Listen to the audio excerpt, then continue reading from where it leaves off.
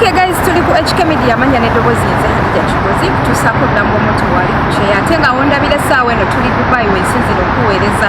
abakulu b'amadini abantu ab'ebitiibwa bonna tubeera nabo kweno show atenga gobo bonda bomurundi gw'okusooka nyiga akagamba ku subscribe okubeera ngo joininga show ndino omwami ow'ekitiibwa Sheikh Elias Kigozi atenga munonyezaako bubi nnyo ndabe nga taddayo Uganda nga sinnamufuna naye nga sinnababatwalamu mu show nkujukiza nti aba Speed Express be batusaako show era gwe wenna ali awo mu Dubai beera ng'ogenda okubanias metro station ate obeere ng'obafunako bulungi nnyo visa baliwo okubeera nga bakuwa visa esinga okubeera eya layisi mu buli mbeera yonna nsanyusa okulaba mu nange nsanyusa okusanga Hadija ng'oyogera mpola nnyo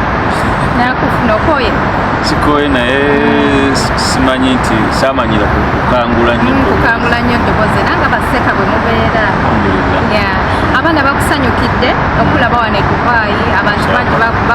bakusinkanya abaana bali proud okubeera nga bekubya naawe ebifaananyi owulira otya lwange nkitwala nti mbadde sikimanyi nti ndi ekyo ekyemunsuubiramu oba kyemundabamu naye ate kinsanyusizza kikusanyusizza okay so kati Dubai ogisanze otya Dubai ngisanze bulungi ogisanze bulungi olw'ensonga nti ekisookera ddala abantu baayo balungi ensi yo nga yo nnungi embeera yaayo nnungi kati nungi okutwaliza wamu ofunyeko abantu ab'enjawulo abakuteekako ku show nga zino eza TV nga bakuteekako ne mugamba Seeka njagala kupostingako okubekawo kubanga oli asaba okwekubamu ekifaananyi naawe abo bangi buli omu gosanga gakye bakubeyo serefi naye ekya show ng'eno bweti obadde tokifunangako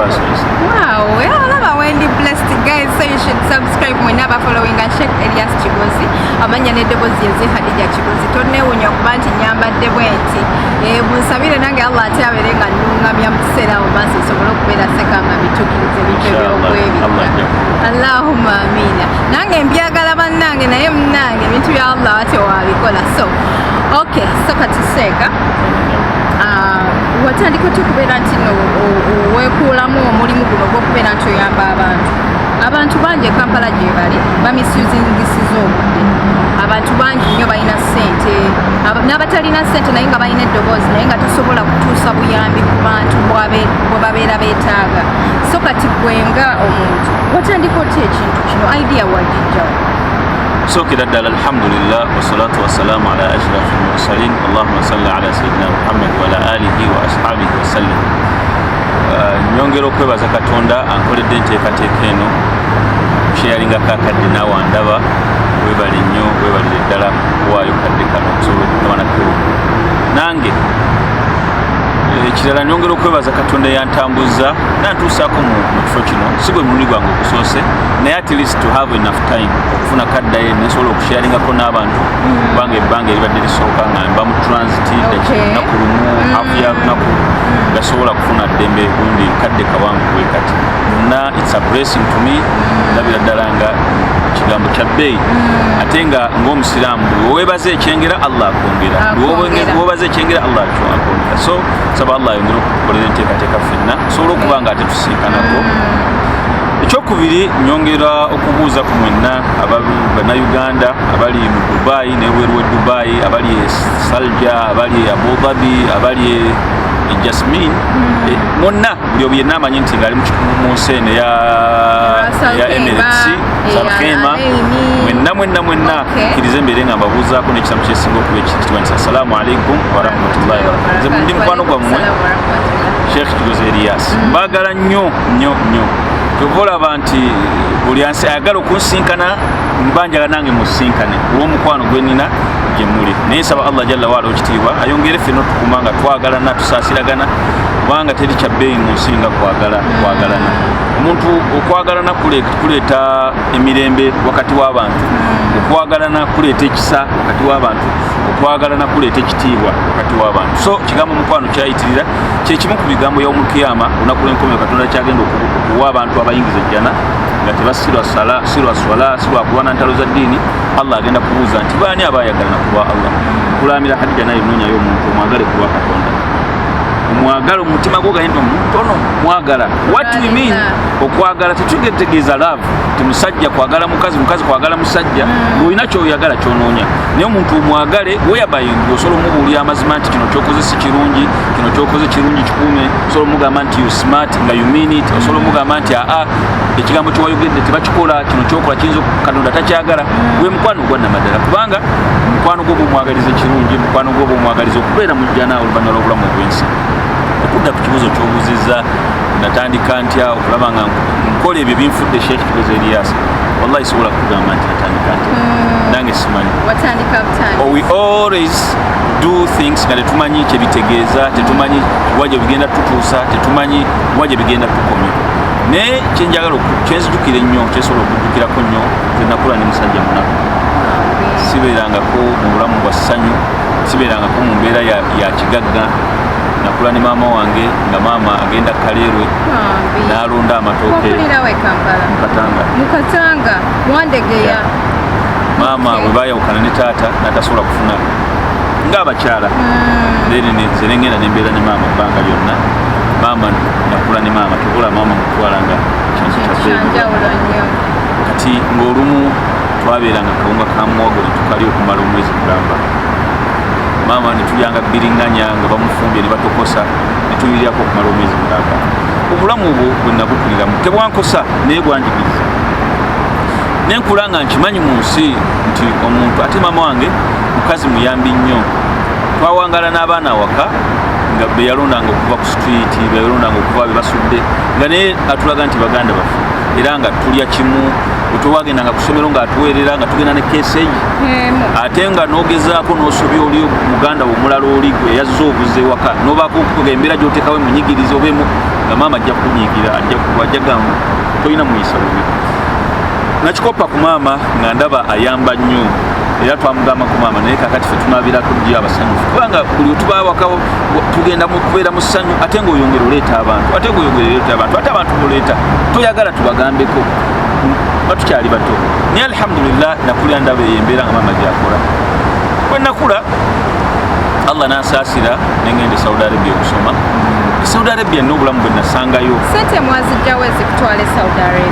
That's a longer process. Naye it was a scholarship. Okay. It was a scholarship gye nafuna. Allah n'ansaasira nemba ne mwabo bwe balonda oluvannyuma lw'okumala senior 6 yange.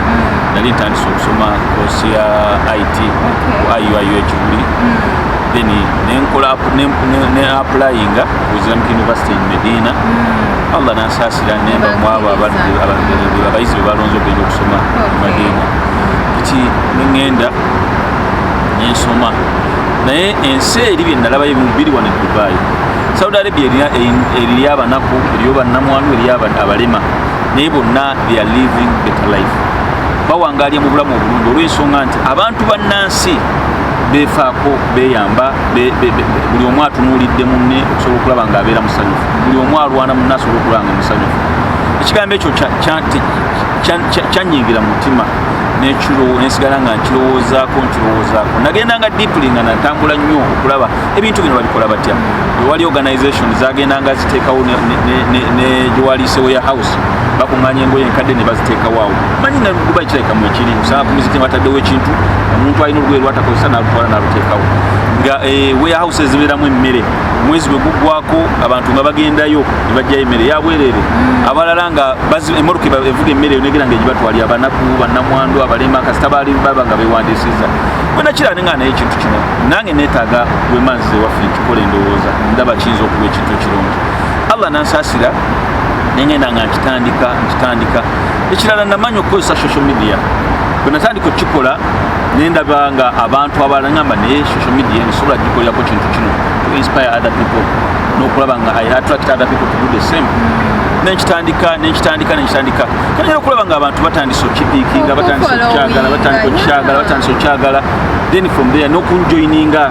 Bawe twatandikanga buli mwezi nga ataddemu embeera mbagamba abantu buli mwezi tusondengayo, buli omu ampengayo siringi 5 tuweze emmere esobola okulabira ku banaku, abakadde, bannamwandu abeera mu mbeera enzibu. Abantu ne batandika omwezi ogwasooka ne tulabira ne twalya abantu 5 emmere, ogwaddako ne tutwalya 15. ogwaddako litwali abantu 20 ogwaddako ngenda okulanga sente zize litwali abantu 30 ogwaddako paka up to date buli mwezi tulabirira families ezisuka mu 2005 olwaleero twatuse kulepo nga buli mwezi tusobola okulaba nga ati tulagaba emmere eya families 1000 in different districts, different areas, different villages. Alhamdulillah. Nice. Wow. So Bannayuganda ne bakipiikinga abali mu nsi yonna batandika okukipiikinga era ekyo Allah kulayisiriza okulaba nga kintunze ensi yonna. Abaana bali eyo mu USA, abaana bali wano e Dubai, abaana bali eyo mu Austria, abali e Switzerland awo Schengen, abaana bakwenyumirizamu nnyo seeka okoze omulimu gw'amaanyi ate abaana abo namwe tubatumiddeko nnyo ndowooza emboozi ya Sheikh Elias Kibuzi tuwulidde bulungi nnyo tetugenda kubeera ate nga tugiwanvuya nnyo kubanga ate bwe tugitandika tuyinza obutamaliriza akadde mukutte waneeno ku sipiidi musanze ku kkubo ng'ali mu bwangu nange nva kukola so ne ngamba nina okumusinkana kabutonye kagwako ate abeere ng'akola ki ng'atutuusaako sho tulifunayo olunaku olulala nendive Uganda nga nze netwetegeka bulungi ate ne tubeera nga tukola ki nga twongera okutangaza abantu ku nsonga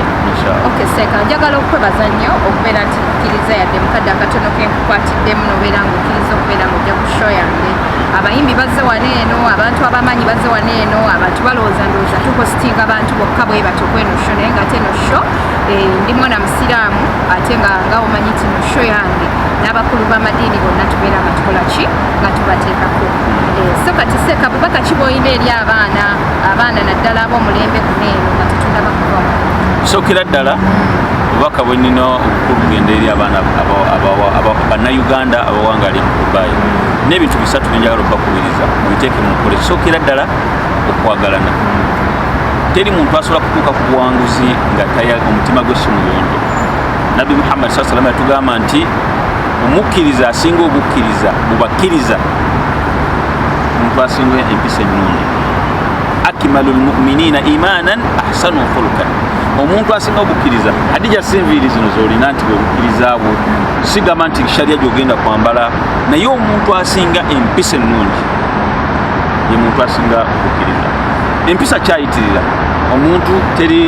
omuntu omuwarabu ajja kwagala omuntu alina empisa ennungi omuzungu ajja kwagala alina empisa ennungi omuddugavu ajja kwagala omuntu w'empisa ennungi buli kitonde kyonna kimwagala ne weena abapusinga entambula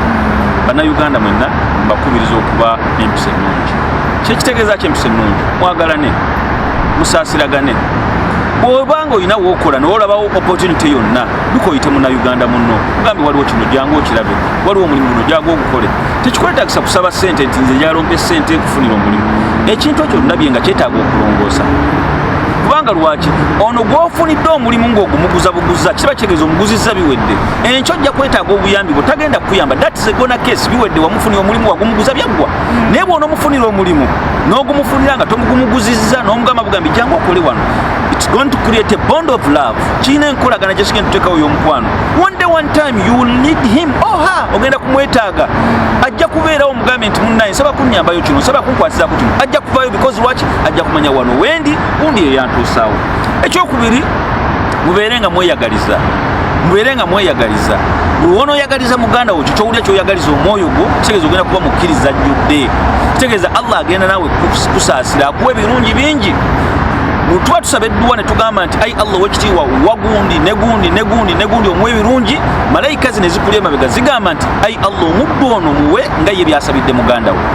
manya nti Katonda riziki yagitonda n'agimaliriza ono kyagenda ofuna gwe kyogenda ofuna oli kyagenda ofuna teri asobola kuyingira mu kyamu ne buli omu ekyo Allah yakimala dde okuteekateeka kyogenda ofuna togaana tomma munno mukisa ng'olowooza nti agenda kuggyawo ekikyo kyogenda ofuna tomma munno mukisa ng'olowooza nti bw'anajjawo gwagenda kusangulawo nedda manya nti bwe tuba awamu nga ffenna twegasse wamu kitegeeza tusobola okuba n'obuwanguzi obw'amaanyi bano be mulaba Abadubaayi okusobola okulaba nga bakulembeza n'okulaakulanya ensi yaabwe bali bumu baagalana basaasiragana batambulira wamu ffe bannayuganda tuleme kuba na njawukana mu mawanga mu bibiina bye tukkiririzaamu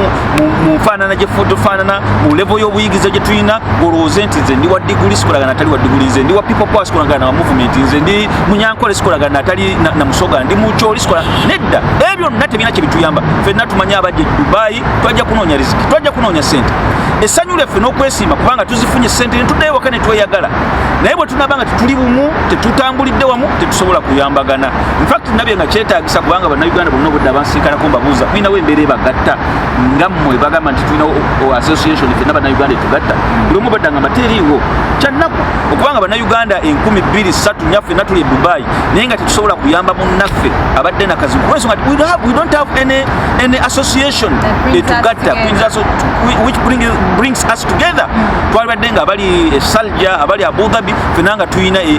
association yaffe etugatta bwe tuba n'essanyu tusanyukira wamu bwe tuba n'ennaku tunakuwalira wamu bwe tuba neki netutula netwekulaakulanya naye buli omuntu asigala nga okudda mu bed space yo noga ebyange bijja kuggwera ano togenda kusobola kulaba kubanga onajja kuba n'amagezi ng'asobola okugakuwa ne gakuyamba oli abeere ne ssente nga musobola ozigatta ne zibayamba oli abeere n'ekirala nga kuba buli omu Allah yamutona ng'alina kyasingako munne so mwagalane musaasiragane mweyagalize n'ekigambo ekisembayo muyige okusaddaaka mwongeremu ekigambo ky'okuwaayo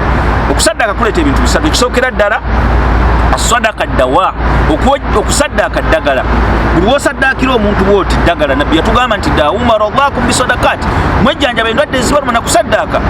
nga bwogenda mu ddwaliro n'ogula panado n'ogula aspirini omusawo n'agamba bijja kuwonya tomanyi ddala onagambye bugambi wa wali yajja oddigula ligaana omuwonya omulala aligula limuwonye manya nti ddagala oba olina obulwadde obukuumu obukulemeddeko yiga okusaddaakaku Allah ajja kuwonya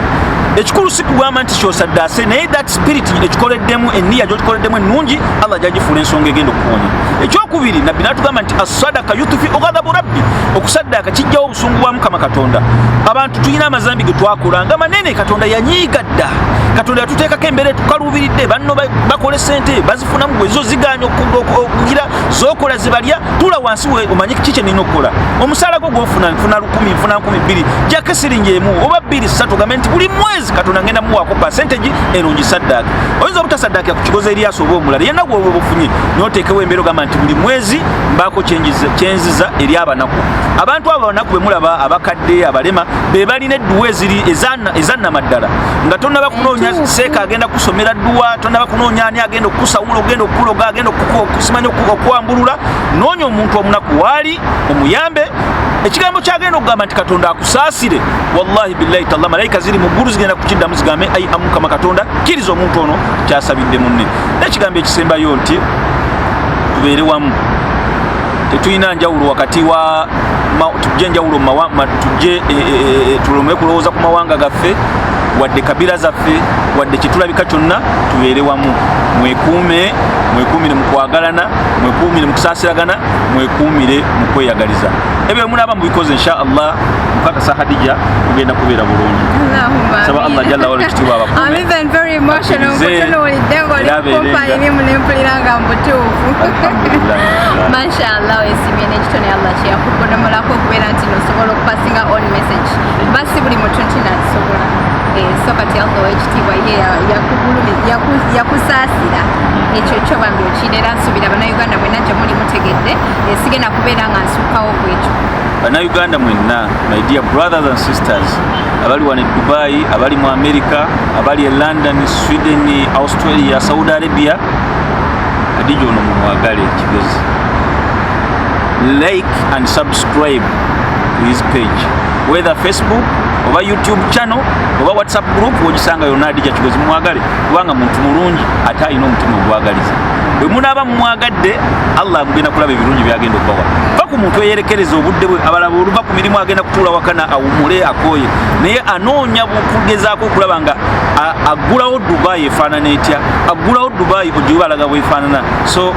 Hadija Kigozi bakubiriza mumwagale subscribe thank you kubanga omuntu wanaagenda n'akasanga nga you subscribed his page n'akasangayo nga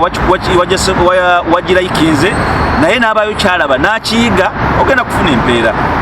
oba mwana wanabanga abadde ayagala kunoonya mulimu kubanga annyonnyola Dubai efaanana etya omuntu alina gibeeramu atya biki ebiyitaagisa mu Dubai okwegendereza kitegeeza nti ago magezi g'osaasaanyiza nabbi yatugamba nti idha mata ibn adam omwana adamu aba afudde byonna bikutukawo okuleka emirimu esatu awu ilimu yuntafahu bihi oba irimu yonna ng'omuntu egenda kumugasa obanga egenda kumuyamba n'olwekyo mbagamba mulaikinge subscribe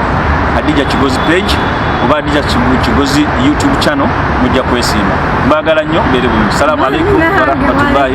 rahmatullahi wa barakatuh. Bantu bange ngamba sibula njagala okubaza Sheikh Elias Kigozi okukkiriza okupa obudde bane bakwano mbadde mba ku mulimu nkoye ntuyanye naye kwegamba nina engeri gye muvumba gatiddawa abadde n'abaana bangi naye bonna n'abaleka n'asalawo ampa obudde neyanza nnyo neyanzege mukama wange nsaba Allah abeere ng'akuwamu ekisinga okuba ekirungi ensuba naye Abannayuganda sirina nga bwe mumanyi njogera nnyo naye ate ku bino Seka byayogedde sirina kye nsobola kwongerako bakwano so neyanza nnyo mwenna abanfolowinga neyanza nnyo mwenna abalaba shows zange neyanza nnyo mwenna abandabira mu nsi ez'enjawulo abali mu America abali e Sudan Seka ne Sudan ninayo abawagizi ne Tanzania buli wamu neyanza nnyo Seka nsaba Allah akusasiremu ekisinga okuba ekirungi so kati banaye nga tetunava wano mbajjukiza nti aba Speed Express be batukwata kati okulaba nga show eneyimirirawo bulungi nnyo beera ng'ogendayo banoonyekawo ku Baniasi bakukolera ka visa akate ku discount esinga okubeera ennungi nnyo bali awo ku Baniasi opposite ye Deira Tower room 202 ate obeere ng'oyongera okubeera ng'obawagira so kati mbeera HK Media Hadija Kigozi subscribing